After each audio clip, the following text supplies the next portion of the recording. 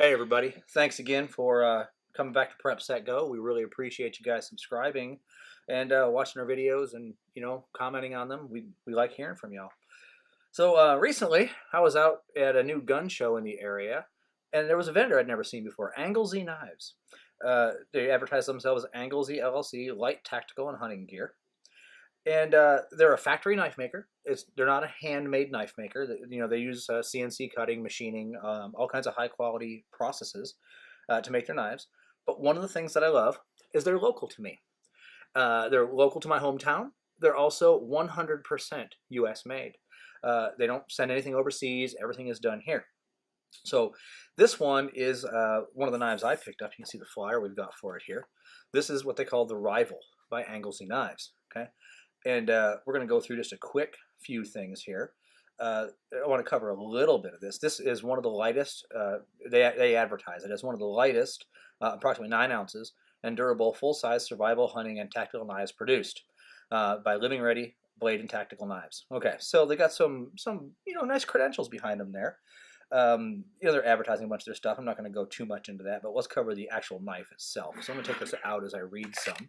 Okay, so you can see the knife there. All right, so they've got non-slip grenade pattern G10 scales, which these have proven to be really, really nice. I like that. I get a really good grip on that knife, no matter how sweaty or dirty or muddy my hands are. It's been really good. All right, they have a Molly or a PALS sheath attachment, which is really great, and I'm going to speak about that in a little bit.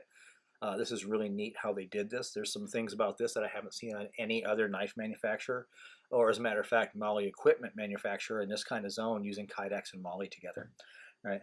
The Kydex sheath, of course, we're all used to that. It's everywhere. But they have a nice locking mechanism in here, where they've pinched it at the bottom of the knife to hold the knife in, and it holds really well. Holds through running, jogging, all sorts of stuff.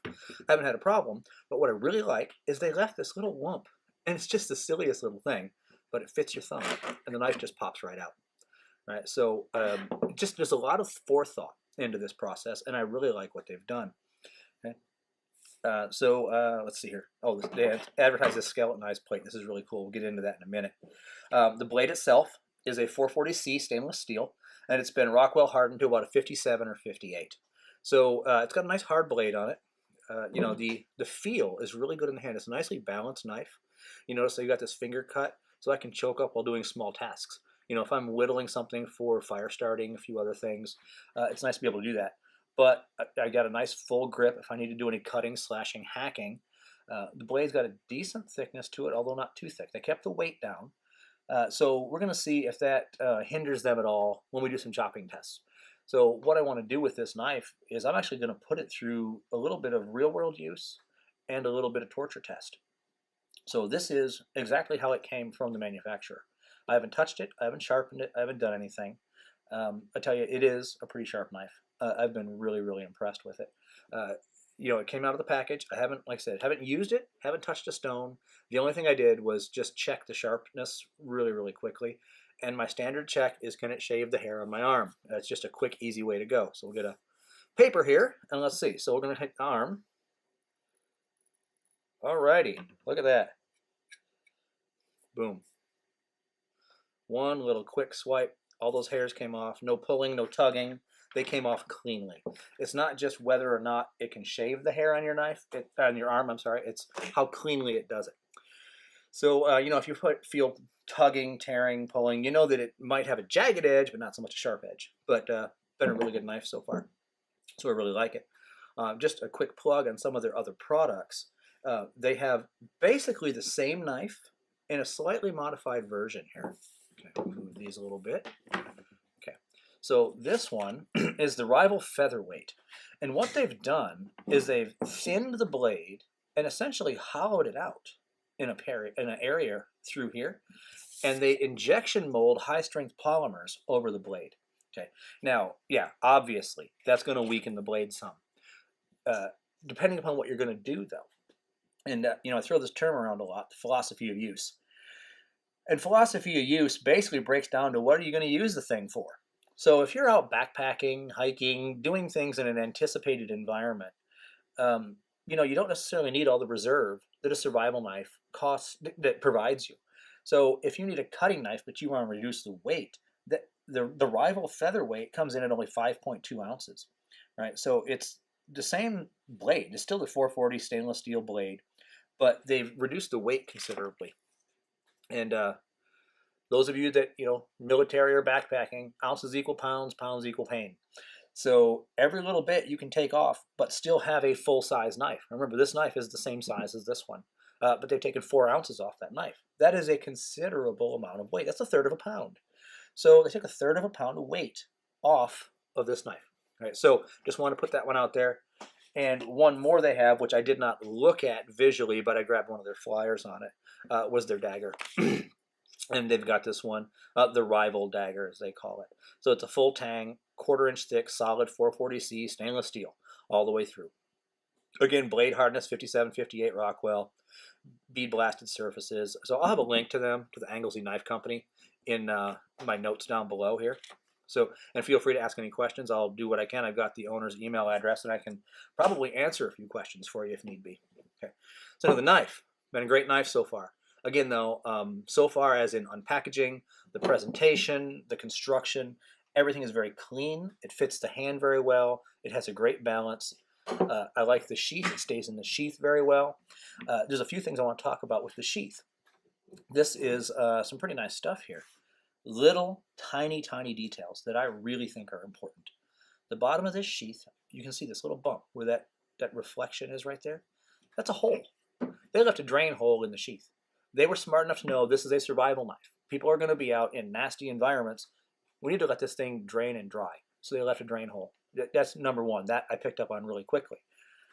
When talking to them about this, they were showing me a few neat things they did. You notice this attachment piece here. I got another one over here. Maybe you can see a little bit better. Okay.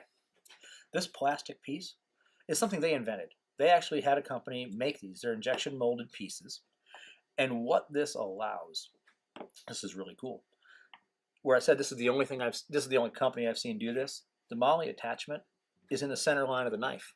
Now, you might not have picked up on that right away, but when you're carrying a knife, a lot of times people will carry it on a strap, on their, the shoulder strap of their pack, or they'll carry it horizontally on a belt. Most knife attachment is one of two things. A single attachment point here, which makes the knife flop all over the place. When it's hooked on your gear, this just is all over the place. Running, walking, hiking, bouncing, your knife just isn't stable, and it puts wear on things. Or they have two on either side. Now look how much more space that's going to take up on a piece of gear. If you have a mount on either side and the Kydex wings to hold that mount, you really can't put that on a shoulder strap anymore. That basically means belt mount only and horizontal belt mount. A knife this size, unless you're going to hold it behind you, the 4 o'clock position, or maybe 3 o'clock position, I'm right-handed, it's going to have to be vertical. I prefer carrying knives like this. If I carry them on my belt, I like them horizontal. I can bend over. They don't stab me in the gut. They're easy to get at. They're not hanging down below me when I squat. I prefer it horizontal. If I'm going to carry on a pack, I want vertical. Now with this, the MOLLE attachment here can be moved in any of these orientations that these screws provide. I can put it at an angle, I can put it horizontal, I can put it vertical. I can do quite a few different things. Now, the MOLLE attachment is great if you're using MOLLE gear. The only thing I don't like about MOLLE attachments is if I'm using a belt or something narrower than this attachment point. Okay? Because then what happens is I have sliding. It moves along. If I got a belt here, it can move along my belt. Same thing if I put the alternate direction to mount vertically on a pack, and I've got that on a shoulder strap, it's able to move this way on my shoulder strap, and I have this MOLLE tab sticking out. So the moment I mentioned that, I initially thought, wow, these guys really didn't think this out. That was short-sighted. They're thinking MOLLE only. And I mentioned that to the guy, and he goes, oh, no. He goes, that's what this attachment's for. All right? So they've got a different one. So this is a belt loop attachment. And as you can see, it looks like your standard, holster style, just your clip here. That little internal tab you can see can be adjusted for different thicknesses of belts or webbing. So you can actually use this mount on this plate. Take the MOLLE off and use this and have a horizontal belt mount, a vertical mount for a shoulder strap. I thought that was really great. That as what I had saw as a major deficiency, they also picked up on and said, no, we have a product for that particular use. So again, the philosophy of use. I throw that around a lot, but if I'm going to have it on Molly gear, I'm going to have it on a vest. All right, if I have a tactical vest, this is awesome. It's going to hold this thing rock solid right where I want every single time. But a belt or a shoulder strap, I'm probably going to go with this style, with this clip. So again, whichever I'm going to be using, that's where I'd mount it at. I haven't touched anything yet because I said this is as it's unboxed. Another little thing that I really liked, a lot of the Molly clips are really a pain in the rear to deal with, to feed through, to weave, to latch, to unlatch. A lot of them, you essentially have to pry them up with the tip of a screwdriver to get the lock out of the way. Can't stand that. This one is a locking clip, and you can see there's a C hook right in this end. All right, see that little hook? Okay, and down here, there's a pin. See that steel pin? And that pin moves. Look at that, spring-loaded. So when I take my Molly clip and I've fed my webbing through, done whatever I want to do, and I'm going to close that thing down, all I have to do is push, and it latches. And it's latched solid. It's not going to move. It's just there. I love these clips. These are made by Blade Tech, a very reputable name in the industry here. But what's really, really great is when I want to move it and I want to go somewhere. I can pop this vertical, and that thing just pops right out. Look at that. That is the easiest thing that I've ever seen in Molly clips. I love these. Okay. Now, again, thinking about their sheath design, they invented this piece. They had this plastic little house-shaped item here, this thing. They invented that. The sheath design, as I was talking to them, these holes along their sheath are spaced evenly so you can move this up or down. So even their rivet holes, they thought out that people might need different levels of adjustment. Whether or not they forethought it, they said it might happen. So they made sure that those holes could be moved with their attachment. And you can see the angles you can put this at. These are all equidistant holes, so I can do different angles. I can cant up, cant down, left, right, whatever I wanted to do. So overall, the Anglesey company has proven so far to have a very well thought out product. I really am enjoying this so far from a design perspective, from fit and finish. It's beautifully finished. Razor sharp from the factory, which I rarely ever see in a knife. Almost every single knife I get needs to have a really high degree of sharpening done. Very few of them are what I would call field ready. I'd be worried about taking them right out of the box. Not this one. This one has proven really, really good.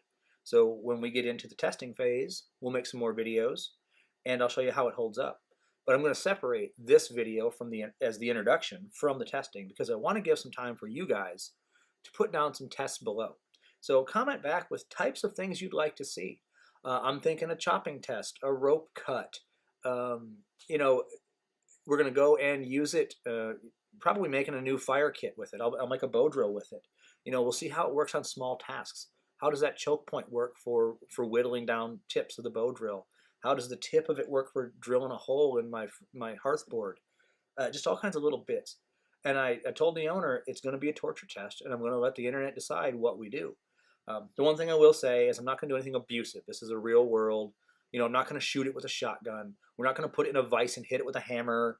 None of those destructive testing. I want it to be a real world environment, what I really would use this knife for.